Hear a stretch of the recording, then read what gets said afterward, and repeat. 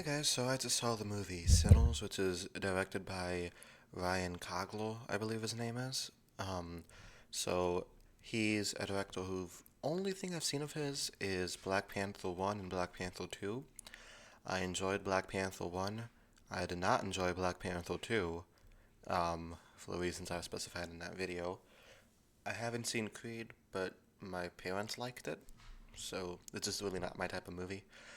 So going into Sinners, I didn't really know what to expect. I didn't see any of the trailers, and I just prefer going into movies like that. I like going in with an open mind.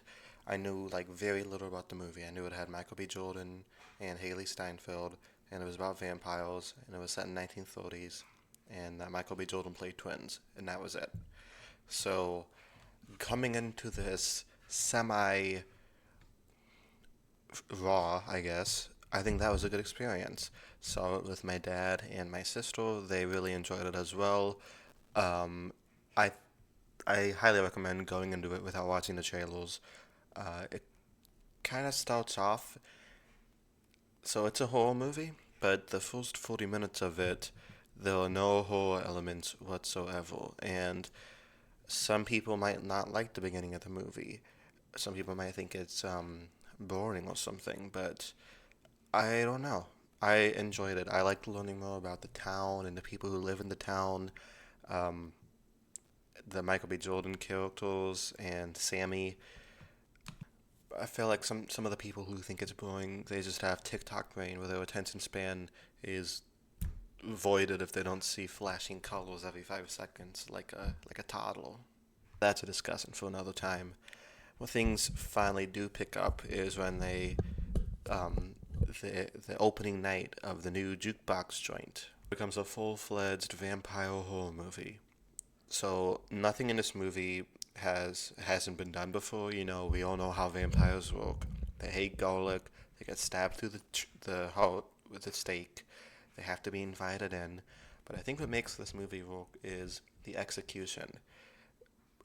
The vampires are so kind of creepy in how they take these characters that you liked, and then like it flips a switch, and all of a sudden they're like this evil horde of demons. I love that. Jordan is incredible in this movie, playing both of these brothers. Other actors in the movie were phenomenal as well. I love the soundtrack by Ludwig Gunderson, if that's his name. It's kind of hard to pronounce. He did the music to the Mandalorian movie, the Mandalorian series, and a bunch of other stuff. But the soundtrack is so good, especially in this movie, because there's a strong presence of music throughout the movie. One of my favorite scenes is when they show that music transcends time. People enjoying music, whether it be in the 1930s, the 1800s, the 1600s, and then they show like the people in the present dancing to it, to like electric music. It's so cool that long take scene of all people from all different eras dancing to the music. I loved that. That was so cool. I was like locked in when I realized what was going on. So the music doesn't not only heightens the tension and the characters, the music feels like a character in itself in the movie. It's such a central part of the themes and the dynamics between them. The vampires came because they liked Sammy's music. But then again, the vampires came and like killed all of his friends. So what is the lesson of this movie? Um, is it don't play music? Is it don't let real right people in your house? Um, I don't know what the lesson is. In sometimes movies don't need a lesson. Sometimes they could just be fun. Love the ending of the movie. The very end when Sammy ages and he turns into Buddy Guy, which is funny because early in the movie I was like, he kind of sounds like Buddy Guy, and he literally turns into Buddy Guy. That was kind of funny. Also, the vampires going from like completely evil and like biting everybody they could to making a deal with Michael B. Jordan, making a deal with the other Michael B. Jordan. You know, there's like, I'll let you live if you guys don't mess with my friends. And they're like, okay. Like, I'm surprised they agreed to that. Like, I guess they have honor or something.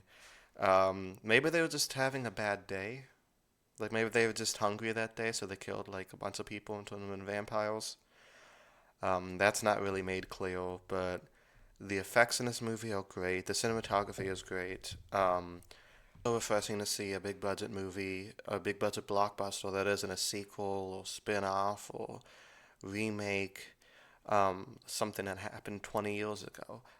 It's just refreshing. Like I said, this isn't the most original movie of all time, but the execution was just so well handled. I do would say though, if you have small children, maybe leave them at home. There's a few explicit scenes in the movie, so maybe don't do that. But if you're like at least the age of, I don't know, 13, I think you'd enjoy it. Yeah, that is pretty much all I have to say. I'm looking forward to Ryan Coogler's next movie. Unless it's Black Panther 3, then I'll probably tune out. Let me know down in the comments what you guys thought of this movie, and I'll talk to you guys next time. Peace.